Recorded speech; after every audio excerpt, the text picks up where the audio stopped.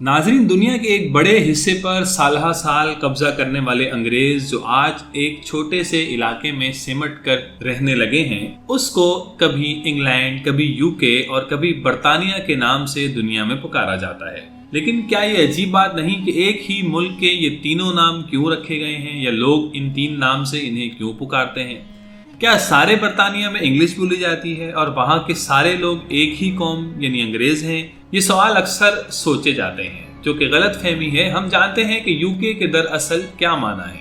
آئیے ہم جانتے ہیں کہ یو کے دراصل کیا معنی ہے۔ یو کے دراصل یونائٹڈ کنگڈم کا مخفف ہے، جو کہ 4 ممالک پر مشتمل ہے، اور ان 4 ممالک کے اندر انگلینڈ، اسکاٹ لینڈ، شمالی آئرلینڈ اور ویلز شامل ہیں۔ یہ لوگ سیاسی طور پر ایک دوسرے سے جڑے ہوئے ہیں، جن کو آپ ایک سیاسی اطاعت گزار ریاستیں کہہ سکتے ہیں۔ جیسے دنیا کے تمام ممالک میں مختلف ریاستوں سے مل کر ایک ملک بن جاتا ہے، ایسے ہی ان 4 ریاستوں سے مل کر ایک ملک بنا ہوا ہے۔ ان 4 ریاستوں نے دراصل سن 1707 میں ایک ساتھ ہونے کا فیصلہ کیا تھا، لیکن ان 4 ریاستوں کا نام یونائٹڈ کنگڈم سن 1801 میں رکھا گیا تھا۔ یہ وہ وقت تھا جب ریاست آئرلینڈ نے ان میں شمولیت اختیار کی تھی۔ ناظرین، برطانیہ کے اندر 2 بڑے اور سینکڑوں چھوٹے چھوٹے جزائر موجود ہیں۔ سب سے بڑے جزیرے کو دی بگ برطانیہ یعنی برطانیہ عظمیٰ کہا جاتا ہے۔ اس بڑے جزیرے کے اندر انگلینڈ، اسکاٹ لینڈ اور ویلز شامل ہیں۔ ان کے اپنے اپنے الگ الگ کیپٹلز یعنی دارالحکومت ہیں۔ انگلینڈ کا دارالخلافہ لندن، جبکہ اسکاٹ لینڈ کا دارالخلافہ ایڈنبرا اور ویلز کا دارالخلافہ کارڈف ہے۔ اس بڑے جزیرے کو گریٹ بریٹن بھی کہتے ہیں۔ اس ہی کو اردو زبان میں برطانیہ بولا جاتا ہے، جبکہ یو کے بھی اس ہی کو بولا جاتا ہے۔ برطانیہ کا لفظ رومن زبان سے نکلا ہے، اور رومن زبان میں اس کی اصل بریطانیہ ہے، لیکن اس لفظ کو بہت کم لوگ بریطانیہ بلاتے ہیں، بلکہ سب کے سب اس کو انڈیا اور پاکستان میں اکثر لوگ اس کو برطانیہ ہی کے لفظ سے جانتے ہیں۔ اسی لیے آپ کہہ سکتے ہیں کہ یونائٹڈ کنگڈم برطانیہ ہی کا دوسرا نام ہے۔ پورا یو کے بہت سے چھوٹے بڑے جزیروں پر قائم ہے، جنہیں برٹش آئسلز کہا جاتا ہے۔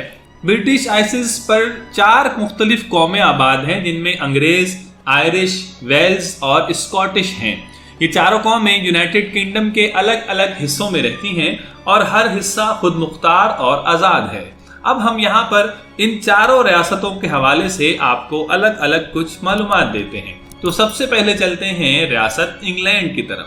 انگلینڈ جو کہ یو کے کا مرکزی حصہ ہے، اور یہیں پر ان کا دارالحکومت لندن بھی واقع ہے۔ انگلینڈ کا شمار دنیا کی ترقی یافتہ ترین ممالک کی فہرست میں کیا جاتا ہے۔ انگلینڈ 100 سے زائد جزیروں پر مشتمل ہے۔ انگلینڈ کی زمینی سرحد ویلز، اسکاٹ لینڈ اور تھوڑی سی سرحد آئرلینڈ سے بھی ملتی ہے۔ انگلینڈ برطانیہ کے ایک بڑے حصے پر مشتمل ہے، جس کا کل رقبہ تقریباً 1,30,280 کلومیٹر ہے، اور اس کی آبادی تقریباً 5,07,00,000 کے قریب ہے۔ انگلینڈ کا سب سے بڑا شہر لندن ہے، جو کہ دنیا کے خوبصورت ترین شہروں میں آتا ہے، جو ابھی تک یورپی یونین کا رکن ہے۔ 2016 میں یورپی یونین سے علیحدگی اختیار کرنے پر ملک میں ریفرینڈم کروایا گیا، جس میں 51% لوگوں نے رکنیت ختم کرنے کا کہا اور 41% لوگوں نے رکنیت بحال رکھنے کا کہا۔ انگلینڈ کی کرنسی پاؤنڈ ٹرلن کہلاتی ہے۔ 1 پاؤنڈ پاکستانی تقریباً آج کل 200 سے زیادہ اوپر کا ہے۔ انگلینڈ کا پاکستان سے فاصلہ 6,092 کلومیٹر ہے۔ انگلینڈ کا ٹائم پاکستان سے 4 گھنٹے پیچھے ہے۔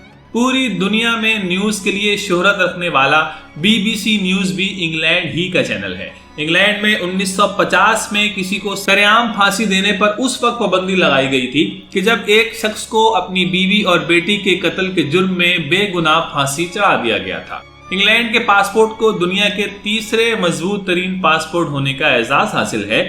لندن کی آبادی ایک اندازے کے مطابق 18 ملین سے بھی زیادہ ہے۔ لندن کا تقریباً 40% حصہ سبززار پر مشتمل ہے۔ یہاں تقریباً 300 زبانیں بولی جاتی ہیں۔ یہاں امریکہ، کینیڈا، پاکستان، انڈیا کے علاوہ بھی مختلف ممالک کے لوگ آباد ہیں۔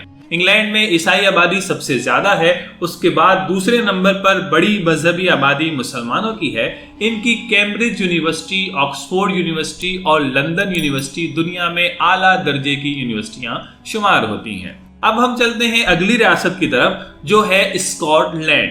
اسکاٹ لینڈ برطانیہ کے جزیرے کے شمالی حصے میں واقع ایک ریاست ہے جس کی 96 کلومیٹر سرحد برطانیہ کے ساتھ ملتی ہے۔ شمال مغرب میں بحیرہ اوقیانوس، مشرق میں بحیرہ شمالی اور جنوب میں ایرس سمندر اس کو ملتا ہے۔ اسکاٹ لینڈ 790 جزائر پر مشتمل ہے۔ اس ملک کے 3 طرف پانی ہی پانی ہے۔ اسکاٹ لینڈ جس جگہ واقع ہے یہاں پر زمانہ قدیم میں بڑے بڑے گلیشیئرز ہوا کرتے تھے۔ ان گلیشیئرز کے بننے اور ٹوٹنے کی بنا پر یہاں بے شمار جزائر رونما ہوئے اور یہاں تقریباً 1200 سال پہلے آبادی شروع ہو گئی تھی۔ دنیا میں موجود سب سے پرانا درخت بھی اسکاٹ لینڈ میں ہی پایا جاتا ہے جو کہ تقریباً 3000 سال پرانا مانا جاتا ہے۔ اسکاٹ لینڈ کی 62 یعنی 62% آبادی اسکاٹش نسل سے تعلق رکھتی ہے۔ اسکاٹ لینڈ کی 3 سرکاری زبانیں ہیں جن میں انگریزی، اسکاٹش اور اسکاٹش گیلٹ شامل ہیں۔ ان کا سب سے بڑا مذہب کرسچن ہے۔ اس کے علاوہ یہاں اسلام، ہندوازم، بدھزم، سکھزم اور جودھائزم کو ماننے والے لوگ بھی کثیر تعداد میں موجود ہیں۔ یہاں کے لوگوں کو یورپ کے خوبصورت ترین لوگ مانا جاتا ہے۔ اسکاٹ لینڈ کی کرنسی کو پاؤنڈ ٹرن کہتے ہیں۔ یہ دنیا میں مختلف کھیلوں کے ورلڈ کپ کی نمائندگی کرنے میں کافی آگے نظر آتا ہے جس میں فیفا ورلڈ کپ اور رگبی ورلڈ کپ بھی شامل ہیں۔ تو ناظرین اب چلتے ہیں ہم تیسری ریاست کی طرف جس کا نام ہے ویلز۔ ویلز یونائٹڈ کنگڈم کا ہی حصہ ہے لیکن یہ ایک الگ ریاست بھی ہے۔ اس میں سب سے زیادہ قلعے پائے جاتے ہیں۔ ڈیرن تھامس جو دنیا کا مشہور شاعر اور مصنف ہے وہ 1914 میں ویلز ہی میں پیدا ہوا تھا۔ اس کے مشرق میں انگلینڈ اور مغرب میں آئرش سمندر ہے۔ یہ ملک قدرتی طور پر بہت خوبصورت ہے اور اس کا زیادہ تر حصہ پہاڑی علاقوں پر مشتمل ہے۔ اس کے پاس 3 عالمی ورثہ کے مقامات ہیں۔ جیسا کہ آپ جانتے ہیں کہ دنیا کا مشہور پہاڑ ماؤنٹ ایوریسٹ ہے، وہ بھی ویلز سے تعلق رکھنے والے ایک جغرافیہ نگار سر جارج ایوریسٹ کے نام پر ہی رکھا گیا ہے۔ اس ملک میں بھیڑوں کی آبادی ادھر موجود لوگوں سے 4 گنا زیادہ ہے۔ اس ملک کا سرکاری جانور ڈریگن ہے۔ اس ملک کی اپنی کوئی فوج نہیں ہے۔ انگلینڈ کی مشہور پرنسس لیڈی ڈیانا کا تعلق بھی اسی ملک سے ہے۔ یہ برطانیہ کی رائل فیملی کا حصہ ہے۔ 5ویں صدی میں برطانیہ سے رومن انخلاء کے بعد ویلز کی شناخت ظاہر ہوئی۔ سن 1997 میں ایک ریفرنڈم کے تحت اس ملک نے اپنی حکومت قائم کی۔ ملک کے اندر برطانوی ریلوے کا نظام اب بھی موجود ہے۔ یہاں بندرگاہیں بھی موجود ہیں۔ یہاں پر عیسائی مذہب کو ماننے والوں کی تعداد زیادہ ہے۔ یہاں کی کرنسی بھی پاؤنڈ کہلاتی ہے۔ اس کے بعد ہم چلتے ہیں چوتھی ریاست کی طرف جس کا نام ہے آئرلینڈ۔ آئرلینڈ کا کچھ حصہ یوکے میں شامل ہے جبکہ باقی آزاد ہے۔ آج سے 100 سال پہلے پورا آئرلینڈ یونائٹڈ کنگڈم کا حصہ تھا لیکن 1922 میں اینگلو آئرش کے تحت آئرلینڈ کو آزاد کر دیا گیا تھا۔ یہ وہ ملک ہے جہاں دنیا کا مشہور جہاز ٹائٹینک بنایا گیا تھا۔ اس ملک کا آفیشل نام ریپبلک آف آئرلینڈ ہے۔ یہ سمندر میں گھرا ہوا ملک ہے۔ اس کی سرحد شمالی آئرلینڈ کے علاوہ کسی بھی ملک سے نہیں ملتی۔ شمالی آئرلینڈ برطانیہ کی ملکیت ہے۔ اس کا دارالحکومت ڈبلن ہے۔ اس کی آفیشل زبان انگریزی اور آئرش ہے۔ یہ قوم اقوام عالم میں کافی مغرور مانی جاتی ہے۔ ان کی کل آبادی تقریباً 50 لاکھ کے قریب ہے۔ تو ناظرین اب آپ ان 4 ریاستوں کے بارے میں جان چکے اور یہ بھی جان چکے کہ یہ سب مل کر یوکے بنتی ہیں۔ لہذا یہ الگ الگ ملک ہیں، ان کی زبان، ان کا پرچم، ان کی ہر چیز علیحدہ ہے، ہاں لیکن ان کی فوج، خارجہ پالیسی اور کرنسی ایک ہی ہے۔ چاروں ممالک کی ملکہ برطانیہ ہے۔ چاروں ملک ایک ہی پاسپورٹ استعمال کرتے ہیں اور خود کو برطانیہ کا حصہ بولتے ہیں۔ بہت سے لوگ انگلینڈ کو یوکے سمجھتے ہیں جو کہ غلط ہے۔ برطانیہ کی تاریخ ہزاروں سال پرانی ہے۔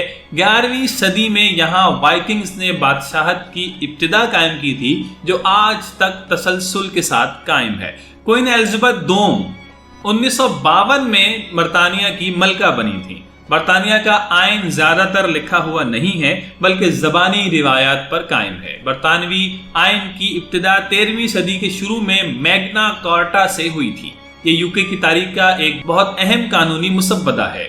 یونائٹڈ کنگڈم ایک مضبوط سلطنت کی حیثیت سے اب بھی قائم ہے۔